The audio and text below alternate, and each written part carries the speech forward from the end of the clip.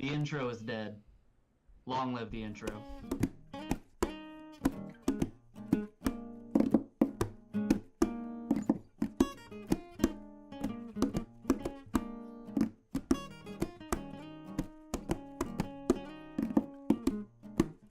Hey guys, what is up? Welcome back to the Hell If I Know podcast, episode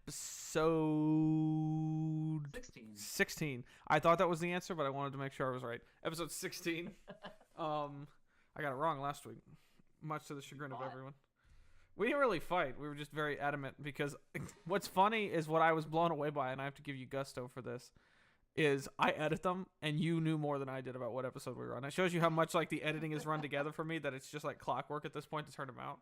Because it was like I'm a lot newer too. I have less to keep track of. It didn't. It's like I didn't remember what number we're on. I just know I edited it and turned it out, and I haven't gotten a number wrong on the numbering system yet. Like the episodes are all numbered correctly. Because you actually made me so scared. I actually went during my lunch hour and went and checked it one day because I wanted to make sure we hadn't skipped a number or we hadn't fucked up a number somewhere. Hey guys, what's up? Welcome back to episode 16 of the Hell If I Know podcast. That anecdote brought to you by last week's podcast. If you didn't hear it, go back and check it out. It's in this playlist with this video. Yeah, so we're going to be switching it up a little bit. And we're pretty much going to be talking about the Nintendo Switch the entire episode. I have no updates on the Riot Games story we told last week. I know that they're still a piece of shit, so life goes on, but I feel like they've done a really big lockdown on just their employees talking about anything going on. There was a... No news is good news right now for Riot. There was a... Did you post that? Was that memes and GIFs you posted that in? Somebody posted something. I don't know. Conversation about the anonymous workplace. Yeah, on the Reddit, and then he's like, "Yeah, I think we found the Riot Games employee." That was pretty good. That was pretty good. You know, it's bad when people are talking about their workplace anonymously on random Reddit threads and discussing just this terrible culture of bosses letting people slide for, you know, fucking something up as long as they're getting sexual favors out of it, and everybody unanimously is like, Riot? I still don't think it's right, but I think that's funny that's not a good... It's not good if it's like you're in the related Google search for that shit. Like, if you come up because of terms that cross over, like, it's not good. Like, if Rockstar came up, you'd be like... You know what's funny is of all the companies, like, you look at, like... And I was thinking about this from last week. Now we're already off topic, but thinking about this from last week with Riot Games. If you look at the just media companies in general, not just gaming, but media companies in general that are like born on the internet, if you had to tell me what company would have like a frat boy attitude, I have like 20 other names I would list before I would list Riot Games. That's what I think is so surprising is it's a game company that like you almost wouldn't expect it from. You know what I mean? They don't make that like the prototypical like super masculine game, you know what I mean? Like they don't make Call of Duty or Battlefield or Halo or something like that. Like those games that have associations with that, you know what I mean? Like there's Call of Duty Bros. Like that's a group of people that you can attune to in your mind of who those people are. They're all 13. And they're all 13 and they all know words they shouldn't know or they use them horrifically for no reason. But no, it's like a good example that's like Barstool Sports. Like people from the outside looking in, you're like, Barstool Sports looks like a horrific place to work if you're a woman. And their CEO is a woman. And, like, all of the female employees say it's, like, the coolest place to work ever. Like, they've never been more, like, it's completely equal down the line. And it's, like, that's awesome. Like, it's funny that the places who get that rap sheet almost never are. And then you have Riot over here who's just, like, a cesspool of negativeness and dog shittery. You never know where it's going to come from. Speaking of dog shit, Isabelle is going to be in Smash Bros. She's coming to the lineup. Also, side note, I didn't realize this till today. I was looking at it on Twitter. Somebody pointed out that Isabelle, who, if you don't play Animal Crossing, she is the like town secretary. She helps you as the mayor run everything. Her head is shaped like a bag of bells, the currency. So I didn't notice that. But if you look at like her little like her hair and like how it falls, her head looks like a bag of bells, like how the icon looks. So that's kind of funny. Nice little touch. And also, let's be honest here. Her name is Isabelle. Isabelle. Like, come on. They're not being super. They're not being subtle. It's on the nose. The announcement of Isabelle getting added to Smash was really well timed because it really coincided with Nintendo letting everybody lose their absolute minds when they found out that the Switch is finally getting a Animal Crossing of its own. I love Animal Crossing. It's such a good game. You know what it is? It's just such a simple game. Like, it's such a happy time game. Like, you're never mad playing Animal Crossing. I feel like that's going to be one of the bigger games that anybody who was on the fence about getting a Switch, that's going to push people over, I feel. Dude, I think there are a lot of people who are going to get a Switch who weren't even considering it beforehand specifically for this. I got my original 3DS because we wanted to. I watched. No, I heard the guys from Rooster Teeth. I say the guys, like everybody from Rooster Teeth played when Animal Crossing New Leaf first came out. Everybody was playing it because you could get shit through Street Pass. So I got a 3DS because of Street Pass and that. Took it to RTX and I got like 400 Street Passes the entire weekend. And then I never got that many again. Like it would remind me. It was like you used to see so many people. You're right. I cheated. That's the point. But they really wanted to remind you how far your social life had fallen. How far my social life had fallen. But then when I got my like 3DS XL, which I have the Mario edition with like the black Mario and stuff on it, like with all the coins. Fucking go to Game Exchange. This shit's dirt cheap. I think I got it for like $99. But I played that, Pokemon Y, and I found this game called Tomodachi Life, which is actually kind of cool, which is you could like create a whole village of people you knew. Like you could make it look like them and you could give it their characteristics and see how you would all interact. And it was kind of interesting. Shocking enough, Mac and I didn't get along in game. That's hilarious to me. That's hilarious to me. And also not shocking to anyone who knows us.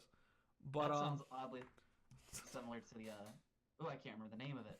The Star Trek-esque episode of Black Mirror where he traps everybody's likeness. Oh yeah. In the video game VR world. But yeah, Animal Crossing is a fun game. I'm looking forward to it. The funniest part about Animal Crossing one time was we went to Mac and I were assholes in Animal Crossing. We used the train station to go visit one of our friends who had his town open, and we stole all of his fruit. And then when we got back to our towns, we shut the train station off so he couldn't come steal our fruit. So we got all this exotic fruit, and he didn't get anything out of it. But then he Isabel World out there. Isabel World out there. He did come to our towns and knock us unconscious with a shovel though. So like you have to lay on the ground for a little while. He like bonked us with shovels. That was most unfortunate. This was a kid's game. It's not like you're not like braining them with the shovel, but it's like the most cartoony like bonk, and you like do like a little spin and you fall. It's implied. It's implied. The braining is implied. But yeah, that was I'm looking forward to it. I might get it. I don't know. I'm still working my way through Wolfenstein 2, which is like one of the best games I think I've ever played. Honestly, even on the Switch, it's one of the best games I think I've ever played. Because once again, you can't say it enough. Fuck Nazis. Fuck Nazis. Fuck Nazis. We can't say it enough, but we can damn sure try. We can damn sure try. That was my favorite part of the Bethesda presser at E3 when the guy was like, I think we need to make it a point in all of our games going forward that no matter what is happening, we need to make sure we have one scene that says, fuck Nazis.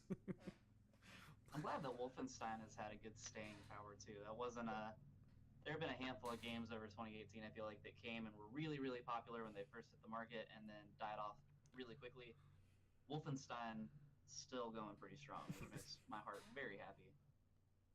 You know, the next time you want to call No Man's Sky out, you can just call No Man's Sky out. You know what I mean? Like you don't have to you don't have to be subtle about it. I'm glad you know exactly what the fuck. I'm not even 2018. Just fuck that game. Dude, that game. I'm still bitchy. I think the second episode, Mac and I talked about that game because we had just gotten it when it came, like when it like really fully launched on the PC, like it stopped being in all that testing, and we were like, man, you know, this has been the game of the year the last 4 years running. That's pretty impressive.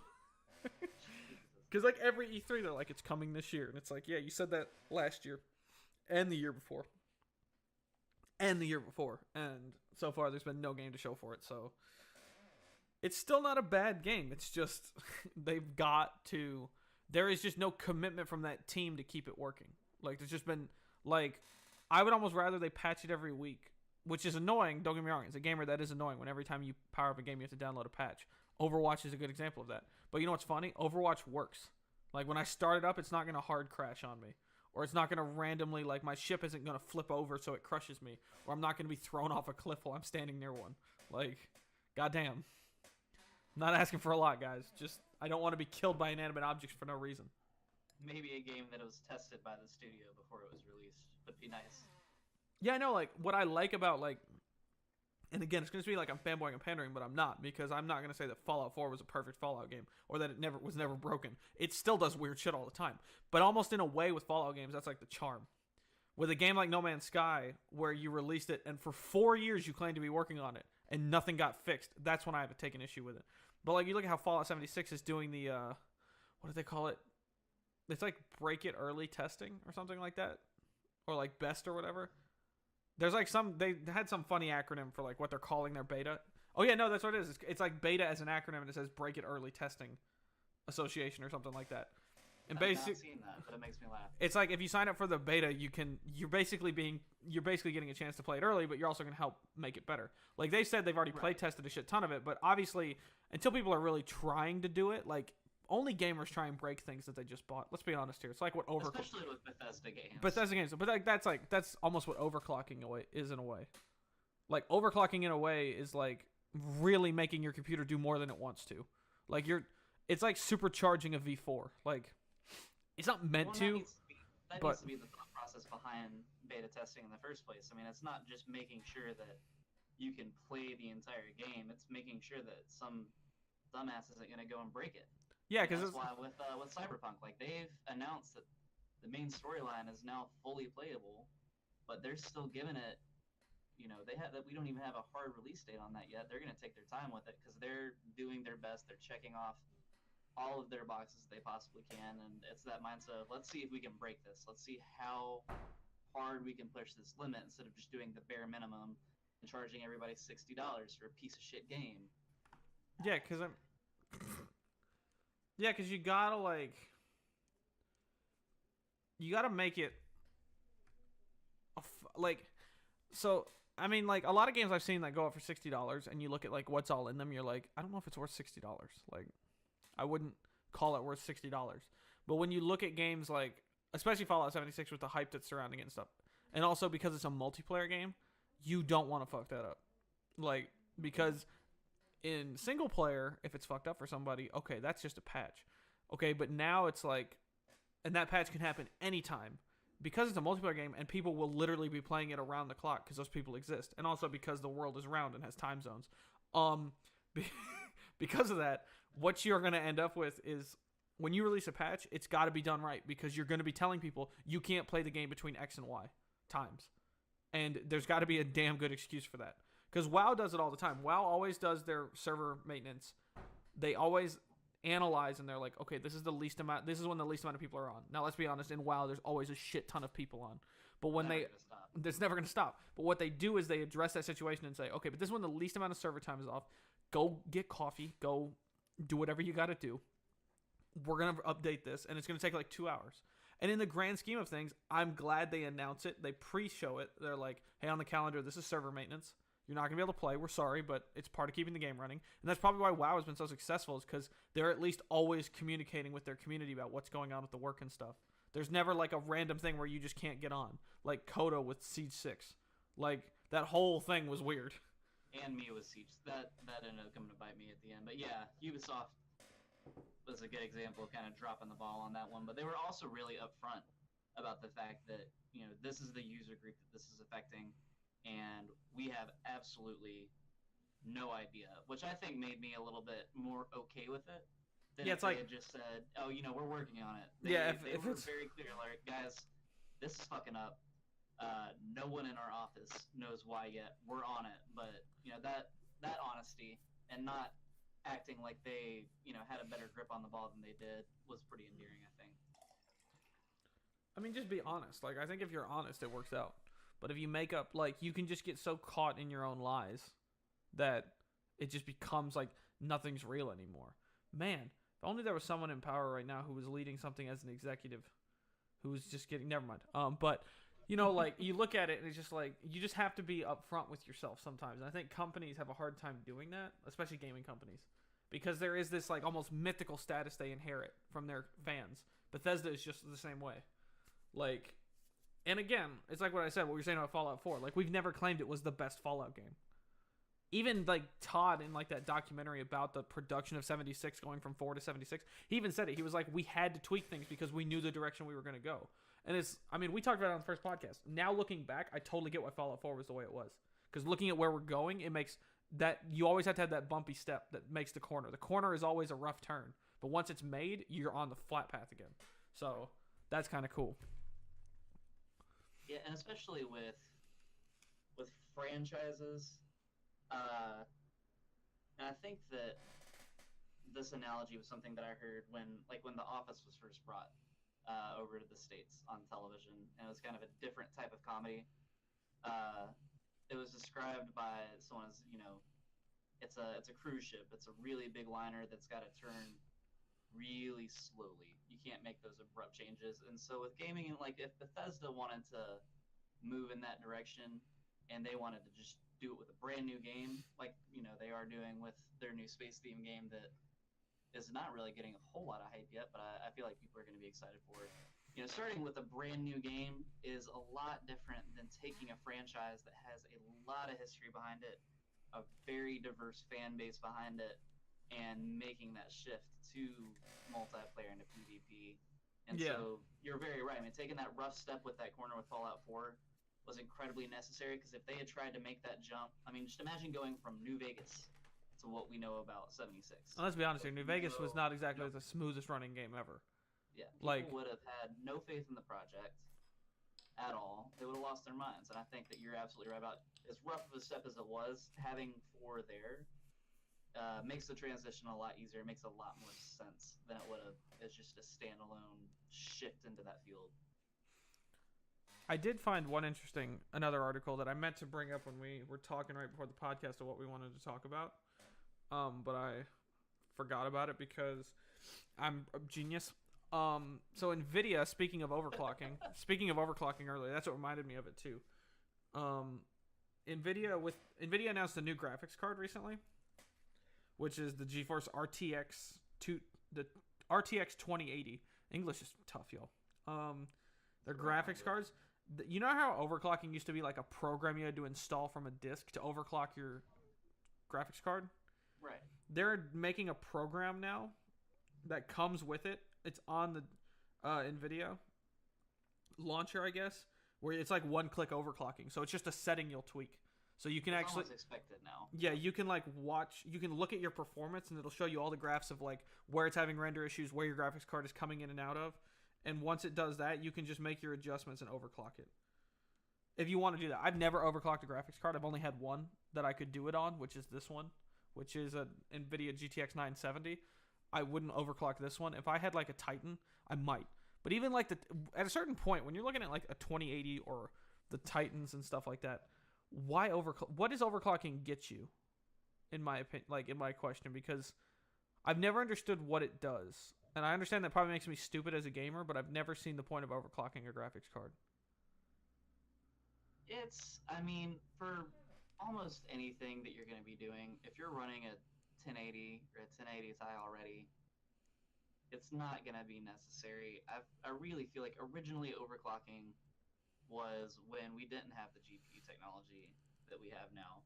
And it was really a lot more about not pushing the edge of, whatever your wallet can handle, but pushing the edge of what could be built at home. And building these PCs to game with, kind of not for the first time, but when it was still new and it was about the discovery and seeing what could be done and pushing that bar, instead of now I feel like overclocking is there as a bar to be met, and it's almost an expectation. Yeah. Now with the 2080 and the 2080 Ti, I'm not going to find out because no one wants to buy my kidney in order for me to afford one. I really just can't justify it, especially since if I try and put a 2080 with my i5, my computer's going to explode. I have an i7 with 16 gigabytes of RAM, and I'm genuinely not sure if it could. Mine's a gigabyte motherboard, and I love it. It's a really good motherboard. I've loved this build. I got this build. I think I said this I probably used to say it on stream a lot when I streamed, but this build I got is an iBuyPower build, which is ironic because iBuyPower got banned from a CSGO competition. Their team did. But that wasn't iBuyPower's fault. This build, you can still get custom PCs from Best Buy. They're not like custom in the sense that like they can customize it for you, but it's like a frame build that has all the parts started. And then and it's designed like a home built PC, so you can easily make adjustments. It's not like you're stripping a Dell out and trying to make adjustments to it. It's made with a case that's got a window in it, LEDs, that kind of thing.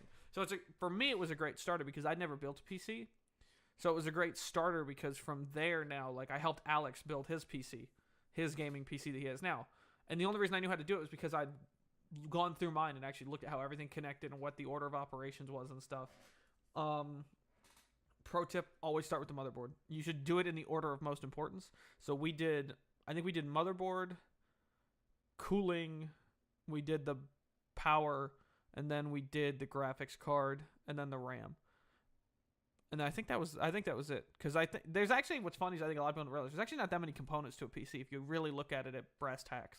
At the end of the day, no. Most of it is like I said. Most of them internally manage themselves. So but mine has a 970. This build was like, I'll say 1400. But I mean, like if you look at the price of some graphics cards, that PC is worth less than the graphics cards are that I could get it to upgrade it. And I think at that point it's not worth it. The one part in the computer should not be worth more than the rest of it combined. So. Well, in pre-built PCs, especially now, and GPU prices have definitely started going down since the crypto mining boom has really started to fall off more significantly. But they are still definitely in a very inflated market, and so the pre-built PC market, with being able to go to Best Buy or websites like CyberPower, which kind of in the same vein as where I got my first rig, had that pre-built and sent over to me for the exact same reason of it just being a better value. Yeah. Because those businesses are able to go in and buy those components in bulk. I will say that make profit, so they're able to sell it, and the good ones actually do take those savings and pass them on to the consumer, and so you're able to get a reasonably priced PC and kind of like you were talking about, learn, not have to jump headfirst in that. Yeah. Kind of learn a bit at a time at your own pace with what you're comfortable with. I will say though, if you don't have to be that experienced, but if once you understand it to a degree, the best website out there, hands down, is PCPartPicker.com. Hands down, the best website out there because it actually tells you. If you're doing just a raw build, it says like pick a case.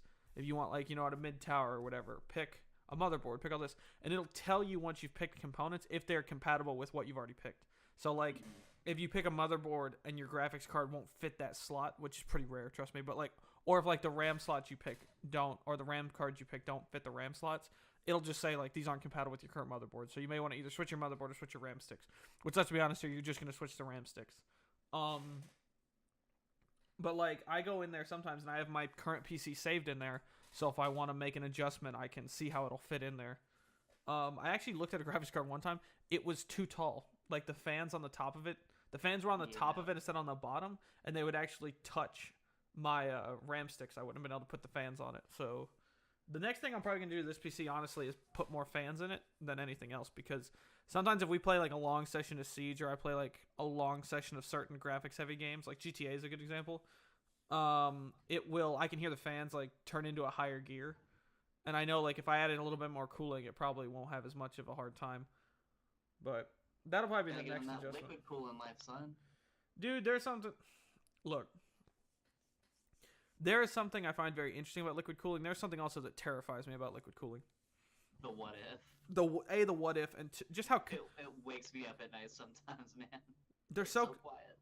It's so quiet, but I mean, like, it's a complicated system if it goes wrong. Like, it's not, you know what I mean? It's not just a fan. Like, if one of my fans goes off, let's be honest here, if the rest of the PC is still running, it's the fan. Like, it's not a hard fix. And the fans are like $8, $12. Like, fans aren't that expensive. You know, if you get them with LEDs or you buy like certain material ones, like I saw a fan one time that was like carbon fiber infused. I'm like, I'm not building a race car. It doesn't need carbon fiber. And also, if that thing splinters, it's gonna go friggin' everywhere. But like, you can go to Best Buy and get like 4-inch fans, which is the diagonal distance between the screw mounts. For all those of you who are curious, I know nobody was. They're like $8. I mean, and they're like half a volt to run them. So a lot of stuff. I've also noticed now though with Best Buy, they've started carrying a lot more raw components. Like they're carrying a lot more of like the actual build stuff. Like the only thing I haven't seen so far is cases. Once I start carrying cases, they'll be fully competing with everyone. And sometimes there's nothing wrong with buying in town, because sometimes it's just not worth the wait. So Best Buy really is hopefully gonna do a good job of kind of changing their game up, because at the moment, I mean, even for the last few years, I'd say not really clinging to life, but they have kind of developed a reputation, at least in my head and with a lot of the people that I talk with, about, I'm gonna go try this out before I return it and buy it off Amazon for a I better know price. they actually just partnered with Amazon. That's gonna save their lives. I have a friend that works there. I'm not gonna name him because we don't need to go through that shit. But I have a friend that works there who, when I go in there, we'll just talk because I'm a consumer and he works there, but he also buys stuff from there sometimes too. And we talked about it, and I said that I'd seen on USA Today that Best Buy had just partnered. And he said, yeah. And I said, that is literally going to be what it becomes. It's going to be, if you can't beat them, join them. And considering Walmart and like Sam's Club are the only ones who can really stay afloat, or who are going to be able to stay ahead of that. I think, but you know what's funny? I don't think specialty stores will go away though. I really don't, because I mean, look at the fact that Barnes and Noble is still open. Like, if Amazon was going to kill anyone, it'd have been Barnes and Noble. But you know what's funny is, it's one of those things where I feel like physical books is one technology that will never go away. Because I can tell you, and I might be rare, I might be totally out of left field with this. When I'm reading something to actually read it and enjoy it, I would rather read a physical book than read an e-reader. Well, I absolutely agree with you on that. Because that's definitely, it's not just the industry itself. Barnes and Noble just did a really good job of staying up with the times, because there were plenty of it was almost right up there with them. Well, and just went right down the drain with the same business, because it's not just that people are wanting to stick with hard copies of books themselves, but companies can't just rely on having a product that people want these days. They have to make sure that they're staying up with the times and providing those products and those services in a way that is going to remain convenient, especially when, they have the physical copy of the book, but I can also still Amazon Prime that same physical copy of that book with any cover and any edition that I want in 2 days. So it's definitely a combination of having that product that, people are still wanting, there's still a demand for. I'm forgetting my words. Staying up with the demand, but also just the way that you brand yourself is still incredibly important these days. Yeah. And I think, I don't know, it'll be interesting. I don't think Amazon's going to tank they're not going to become I don't remember what was the name of that store in Wally?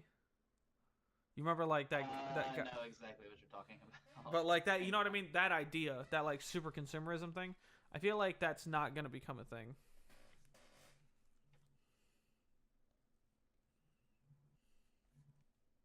BNL stands for Big and Large. Yeah. Also, if you Google what is the company in Wally, the first answer that comes up is Pixar.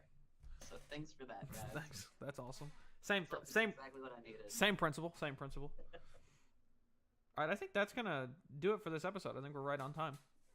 Yeah, we're doing pretty good.